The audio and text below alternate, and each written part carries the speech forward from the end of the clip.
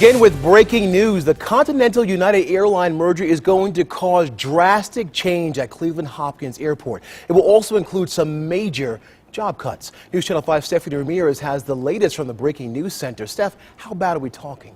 Well, Mike, if you fly a lot, get ready for this. Sources tell us United will be cutting more than half of its daily departures from Cleveland. And those sources say it's because the Cleveland hub has not been profitable for over a decade. That source tells us the airlines can no longer continue to lose tens of millions of dollars at Cleveland Hopkins. But it gets worse. Not only are they reducing regional departures by more than 70%, somewhere around 470 airline employees will lose their jobs. We're being told the Continental United merger and federal regulations really don't leave much of a choice. Now, most of these changes are expected to kick in the late spring and early summer. We'll have more details on how this affects your flying through Cleveland Hopkins online in a bit. Online, that is at newsnet5.com. On your side, Stephanie Ramirez, News Channel 5.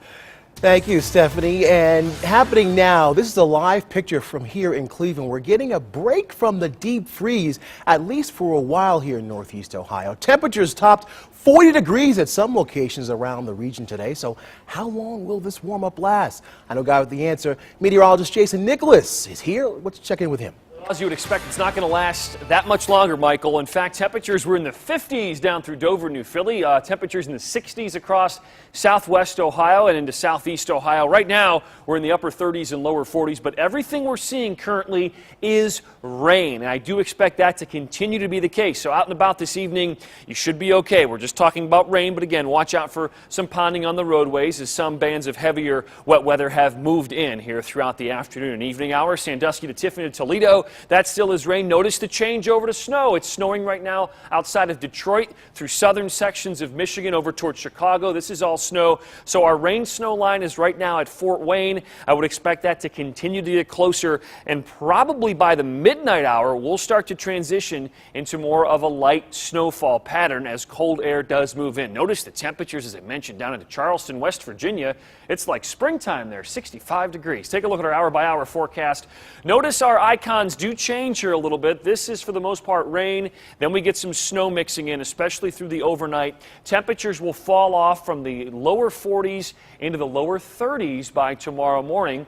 Right now, it looks like we might get an inch or two of snow through the overnight hours and then calm things down during your Sunday. But all eyes right now on mid-next week. There will be a snowstorm across the region, and not necessarily northern Ohio, but we're going to break down where it could happen and how much snow we're talking about coming out. Back to the desk. All right, thanks, buddy. The dust looks like it has completely settled in on the Browns coaching staff. They now have a new OC, offensive coordinator. Sports director Andy Baskin had this story. Now, Andy, listen, I thought that I heard, during the week that Kyle Shanahan, the interview didn't go that well. Well, those were just stories that were out there. Apparently, it did go pretty well because he's going to be your new offensive coordinator. My followers on Facebook and Twitter have known this story all day long. Kyle Shanahan will be named the next offensive coordinator of the Cleveland Browns. Shanahan is coming off a turbulent year in Washington, D.C., where the play and drama surrounding quarterback Robert Griffin III, or RG3, came into question. Kyle is the son of longtime NFL head coach Mike Shanahan. They were together in D.C. Now, before that, he was with the Houston Texans from 2006 to 2009, where he was also the offensive coordinator the last 2 seasons. He was in Houston. Before that, he was a quarterback coach there. While I've confirmed this story, the team is not signing off on the story. I talked to a Browns team spokesman. He confirmed they have not hired an offensive coordinator yet. At least I'll say yet in that case. We'll have more coming up in sports. I do think, though, if you want to look at this Kyle Shanahan situation, could be very, very good for Brian Hoyer, who's looking to challenge for that starting spot next year at quarterback. All right, buddy. Thank you very, very much. Springfield Township Police got a little help from gravity to capture a burglary suspect overnight. You're looking at a photo taken by police at a convenience store on Maslin Road, just outside of Akron. It shows where the suspect fell through the ceiling.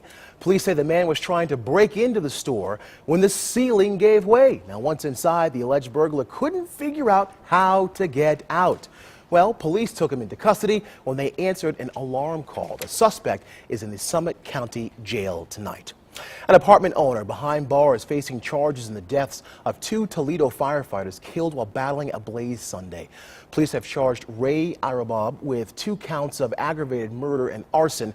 Court documents show an apartment resident saw the fire start just after the building owner left a garage on the site.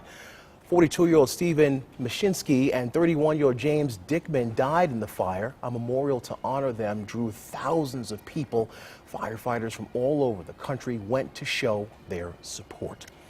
Plans have been tabled for a wind turbine along Lake Erie west of Sandusky. Federal officials have put the project on hold. The decision comes just weeks after a group of bird enthusiasts threatened to sue the Ohio National Guard over the wind turbine project at the Guard's Camp Perry site near Port Clinton. Well, do you remember where you were 11 years ago today? If you do, then you know today marks the 11th anniversary of the Space Shuttle Columbia disaster. It was back on February 1st, 2003. The Columbia broke apart upon re-entry. The Columbia Accident Investigation Board determined the cause of the accident was a piece of insulation foam that broke off and struck the left wing. All 7 crew members were killed. And today is February 1st, the start of Black History Month in America here in Northeast Ohio. The occasion was marked by a flag raising at the Cleveland City Hall Rotunda. This is the 40th year in a row for the flag raising. Of course, Black History Month celebrates the contributions African Americans have made to American history. Security concerns were taking over the Super Bowl. What's being done to keep crowds safe? Plus, party on.